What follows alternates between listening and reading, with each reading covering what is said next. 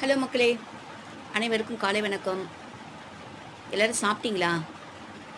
மணி 10 ஆகுது. தயவுசெய்து சாப்பிடுங்க. இந்த வேலைக்கு போகிறவங்கள தயவுசெய்து சாப்பிட்டுட்டு போங்க.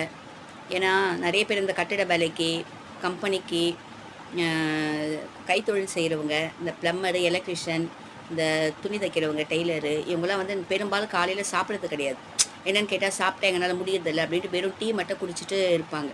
அந்த மாதிரிலாம் இருக்காதீங்க, உடம்பு கெட்டு போயிடும். மத்தியானம் கூட கொஞ்சம் லேட்டாக சாப்பிடலாம், ஆனால் காலையில் மட்டும் கரெக்டாக எடுத்துக்கோங்க. காலையில் சாப்பிடுனா உடம்பு ரொம்ப கெட்டு போயிடுங்க, திரும்ப மீண்டு கொண்டு வர முடியாது. சரிங்களா? அதனால் காலையில் ஏதோ ஒன்று 2 இட்லியோ தோசையோ இல்லை வந்து பழைய சாதமோ ஏதாவது சாப்பிட்டு உடம்பை பார்த்துக்குங்க. உடம்பு தான் முக்கியம். சுவர் இருந்தால் தான் சித்திரம் வரைய முடியும். அதனால் காலையில் சாப்பிடுங்க. சரிங்களா? பட்னியாக இருக்காதீங்க, பசியோடு இருக்காதீங்க. அந்த பசியினுடைய கொடுமை அந்த பசியாக இருக்கிறவங்களுக்கு மட்டும் தான் தெரியும். சில வீட்டிலலாம் பார்த்திங்கன்னா நிறைய உணவுலாம் செய்து வேஸ்ட் பண்ணுவாங்க. எடுத்துன்னு போய் டஸ்ட்பினில் கொட்டுறது, காவால கொட்டுறது அப்படிலாம் கிடையாது. தேவையான அளவுக்கு செய்துட்டு சாப்பிட்டுட்டு அப்படி மீந்துருச்சா யாருக்காவது ஏழைங்களுக்கு கொடுங்க, அவங்க சாப்பிட்டுட்டோம். சரிங்களா?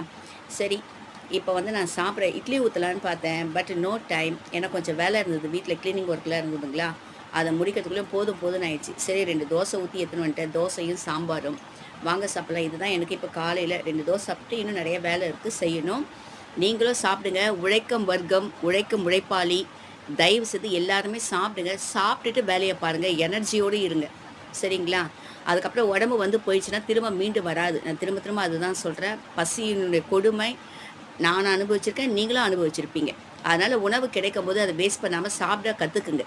சரிங்களா? அது எதுவுமே கொட்டுறது இல்லை வீணாக்குறது அந்த மாதிரிலாம் பண்ணாமல் இருக்கிற உணவை சந்தோஷமாக கடவுளுக்கு நன்றி சொல்லிவிட்டு சாப்பிட ஆரம்பிங்க. வாங்க, சியர்ஸ்.